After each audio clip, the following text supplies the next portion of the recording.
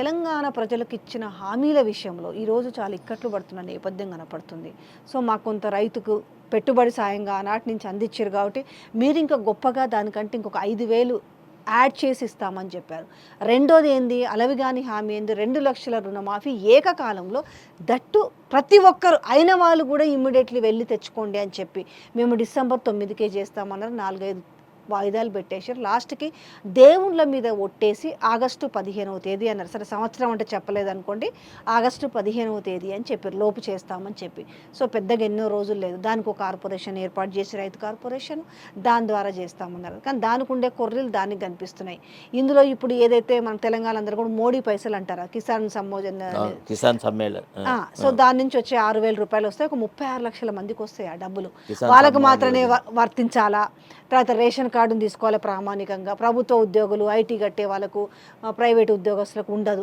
ఇన్ని కారణాలు ఇప్పుడు చెప్తుంటే రేపు ప్రజానికం యావత్తు రైతులు ఆల్మోస్ట్ ఒక 70 లక్షల మంది ఉంటారు. ఎట్లుంటుంది వీళ్ళ మనసులు? రేపు ఏ విధంగా గాయపడే అవకాశం ఉంది? రేపు వీళ్ళు ఏ విధంగా గలమెత్తే అవకాశం ఉంటుంది? అంటే ఒకటమ్మా, ఇప్పుడు ఈ రుణమాఫీ అనేది 2,00,000 రూపాయల రుణమాఫీ అనేది యోగ్యులకు, అర్హత గల వ్యక్తులకు ఇవ్వాలనేటువంటి నిర్ణయము హర్షణీయం. అయితే అర్హులు ఎవరు అనేటువంటి విషయాన్ని నిర్ధారించడానికి కొన్ని ప్రామాణికాలు అవసరం. ఒకటేంది, ఆల్రెడీ రైతు బంధు విషయంలో, రైతు భరోసా విషయంలో కూడా అయోగ్యులకి లక్షల రూపాయలు ఇచ్చినారు. ఇండస్ట్రియలిస్టులకి, టెలిఫోన్ బంకులకి, రోడ్లకి, అంటే రెవెన్యూ రికార్డ్స్తో సంబంధం లేకుండా అది నేలైతే చాలు రైతు బంధు ఇచ్చినారు. అసలు సాగుకు పెట్టుబడి అనేటువంటి ఒక మూల ఉద్దేశాన్ని డిఫీట్ చేస్తూ వ్యవసాయ యోగ్యంగాని భూములకు, గుట్టలకు, చెరువులకి, పంట అంటే ఏ రకంగా కూడా వ్యవసాయం జరపని ఇసుక నేలలకు కూడా ఈ రైతు బంధు అనేది ఇవ్వడం జరిగింది. ఇది చాలా విమర్శలకు దారితీసింది. నిజమైన రైతులకు ఇస్తే 5,000 కంటే ఇంకా 10,000 కూడా ఇవ్వగలిగిన పరిస్థితి ఉండే. కొంత ఫిల్టరింగ్ జరగాల్సింది ఉండే, ఆ పని జరగలేదు. సో ఇప్పుడు రైతు రుణమాఫీ అనేది పెనుభారం కాబట్టి సహజంగా ఎవరైతే అగ్రికల్చర్ చేస్తున్నారో వాళ్ళకే ఇస్తే బాగుంటుంది. కౌలు రైతులను కూడా దృష్టిలో పెట్టుకోవాల్సి వస్తుంది. రకరకాల అంశాలను పరిశీలించాల్సి వస్తుంది. కాబట్టి ఒక అధికారుల కమిటీ ఒక రిపోర్ట్ ఇచ్చారు, ఏమని, గీ అంశాలు పరిగణలోకి తీసుకోవచ్చు అని.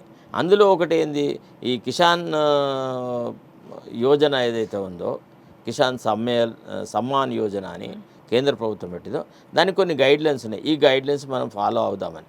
అయితే ఇందులో లోపభూయిష్టంగా ఉన్న అంశాలు 2. ఒకటేంటిది, రేషన్ కార్డు ఉండడం. గత 10 సంవత్సరాల కాలంలో కేసీఆర్ ఉన్న టైంలో అసలు రేషన్ కార్డులు అనేది ఎవరికి రిలీజే కాలేదు, ఎవరికి ఇవ్వలేదు. ఒక దశకము అనేటప్పటికీ చాలా కుటుంబాలలో కూడా 10 ఏళ్ళు 9 ఏళ్ళు ఉన్న వాళ్ళందరూ మేజర్లు అయినారు, పెళ్ళిళ్ళు 97 లక్షలు ఇప్పుడు ఉండడమే. చాలామంది వేరే కుటుంబాలు పెట్టుకున్నారు. వాళ్ళ ఎవరికి రేషన్ కార్డు లేకపోవడం వల్ల అట్లాంటి వాళ్ళందరికీ డిప్రైవేషన్ జరుగుతుంది, ఫస్ట్ పాయింట్. తర్వాత మీరు పాస్బుక్ ఉండాలన్నాడు. ధరణిలో ఎన్నో అఘాయిత్యాలు జరిగినాయి, ఎన్నో అరాచకాలు జరిగినాయి. పాస్బుక్లు అనేది చిన్నకారు రైతులకు అసలు దక్కనే లేదు. ఓన్లీ ఎవరికైతే 5 ఎకరాల ఎబో 10 ఎకరాలు అట్లా భూములు ఉన్నవాళ్ళు, కొంత భూమి మీద అవగాహన ఉన్నవాళ్ళు ఏదో రకంగా అటు తహసీల్దార్లనో లేకపోతే ఇతర అధికారులనో మొత్తానికి మభ్యపెట్టో, లాలుచి పెట్టో, డబ్బులు ఇచ్చో పాస్బుక్లు పొందినారు. చిన్నకారు రైతులున్నారు, 1-2 ఎకరాల భూమి ఉన్న వాళ్ళ భూములు అనవసరమైన వివాదాలలో చిక్కుకున్నాయి. ఇప్పుడు ఈ భూములు ఎక్కడివి అని అంటే, గత ప్రభుత్వాలు భూమి లేని రైతులకు పంచినటువంటి భూములు. లేకపోతే రుణాలు రావు కదా. అదే కదా అమ్మా. ఇప్పుడు ఒక విషయం ఏంటంటే, ఫస్ట్ ఆఫ్ ఆల్ మీరు ఒకవేళ పాస్బుక్ను ప్రామాణికంగా తీసుకోవాలని అనుకున్నప్పుడు ధరణికి సంబంధించిన అన్ని సమస్యలు రిజాల్వ్ చేసేసి అర్హులైనంత వాళ్ళందరికీ పాస్బుక్లు ఇవ్వాలా. ఒక తుప్పంగాళ్ళ కమిటీ ఒకటి పెట్టినాడు, ధరణి సమస్యలు అన్నీ పరిష్కారం కావాలని చెప్పేసి. అందులో ఎట్లాంటి వాళ్ళని పెట్టినాడంటే, గజ ఈతగాడనే పేరు, నీళ్ళని చూస్తే గజగజ వణుకుతారు.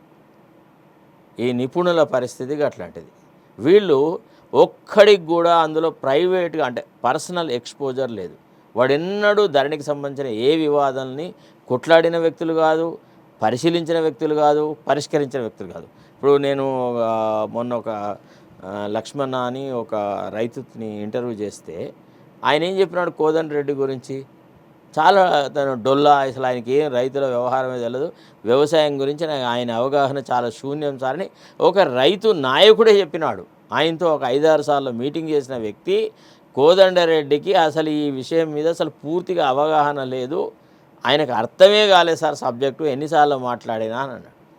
ఒకటి ఇంకొక ఎవరో ఒక లాయర్ ఉన్నాడు, ఇంకా మిగతా వాళ్ళు ఉన్నారు కదా, వాళ్ళ విషయంలో కూడా అదే రకమైన మాట్లాడు. ఇప్పటి వరకు 30 మీటింగులు జరిగినాయమ్మా, దాదాపు 6 నెలల కాలం గడిచింది. ఎన్ని ధరణి సమస్యలు సాల్వ్ చేశారు? ఇప్పుడు మరి పేద రైతులకు మనము పాస్బుక్ ఇవ్వకుండా, పాస్బుక్ లేకుంటే మేము మీకు రుణమాఫీ చెయ్యము అని అంటే మరి వాళ్ళు ఎక్కడ పోవాలా? అంటే ఇండైరెక్ట్గా నువ్వు ఇస్తానని మాట చెప్పి ఇవ్వట్లేదు అనేటువంటి ఒక ఆలోచన వస్తారు కదా. ఆగస్టు 15 వరకు ఒక 50% వరకన్నా కూడా రుణమాఫీ జంగానే అర్హుల వరకన్నా రుణమాఫీ జరిగే అవకాశాలు కనిపిస్తున్నాయా? ఇప్పుడు ఒకటి ఎట్లా తయారైందంటే రైతు రుణమాఫీ ఎంతో కొంత చేయకుండా రేవంత్ రెడ్డి ఆగస్టు 15 దాటలేడు. ఆగస్టు 15 వరకు కనుక ఒకవేళ రుణమాఫీ ఇవ్వకపోతే ఆగస్టు 30కి రేవంత్ రెడ్డి ప్రభుత్వమే ఉండదు, రేవంత్ రెడ్డే ఉండడు. అంత అల్లకల్లోలం రాష్ట్రాల్లో ఇవాళ రైతులు ఎంత ఆశతో ఎదురు చూస్తున్నారంటే, చాలా రుణమాఫీ అవుతుంది, ఇక మేము రుణ విముక్తులం అవుతాము, మళ్ళీ వ్యవసాయాన్ని చక్కగా చేసుకుంటాం అనేటువంటి ఒక ఆశలో ఉన్నారు. చాలామంది రైతులు చాలా హోప్స్ పెట్టుకున్నారు. ఇది కూడా ఒకవేళ వమ్ము చేస్తే అన్నారా ఈ ప్రభుత్వం యొక్క మనుగడే ఒక ప్రశ్నార్థకమవుతుంది. ముఖ్యంగా రేవంత్ రెడ్డి నాయకత్వం మీద ఏమాత్రం ఇప్పుడు ఆల్రెడీ ఆయన క్రెడిబిలిటీ ఒక 30-40%కి వచ్చింది. కీలక అంశం కూడా ఉంది కదా, పాపం వృద్ధులకి చేయుత కింద ఇచ్చే పెన్షన్స్ 4,000 చేస్తామనంటే పక్క రాష్ట్రంతో కంపేర్ చేసుకుంటే ఏంటంటే వాళ్ళు అలా గురువే, ఇప్పుడు గురువు అంటే ఒప్పుకోవడానికి సమకాలికుడు అంటున్నాడు అనుకోండి, సరే మనం గురువుగానే చూస్తున్నాం, మై కలీగ్ అంటున్నాడు, మై కలీగ్. అప్పుడు గురువు అన్నా కూడా చాలా సంతోషంగా ఉండే. ఆయన నుంచి నేను చాలా నేర్చుకున్నాను. నా ఈ అభ్యున్నతికి తెలుగుదేశం పార్టీ కార్యకర్తల యొక్క కాయకష్టం ఉన్నది. నేను ఎప్పుడూ తెలుగుదేశం పార్టీకి రుణపడి ఉంటాను. మన చంద్రబాబు నాయుడు పట్ల నాకు ఎప్పుడూ గౌరవ భావనే ఉంటుంది, ఆయనను నేను తిట్టాల్సిన అవసరం లేదు అని ఆయనే అన్నాడు. ఇప్పుడు సహచరుడు అందుకని ఇప్పుడు గురువు అంటే చెప్పుతో కొడతాము, గురువు అనొద్దు అనేసి అన్నాడు. అయితే ఓకే, ఎవరన్నారు చెప్పుతో కొడతామని? గతంలో అన్నాడు, అంటే ఈ మధ్య కాలంలో అంటాడు ఇంకా గురువు అని మాట్లాడకండి, ఎందుకు మాట్లాడతారు గురువు అనేసి, నా సహచరుడు లేదంటే నా సమకాలికుడు గురువు ఎట్లా అవుతాడు అన్నాడు.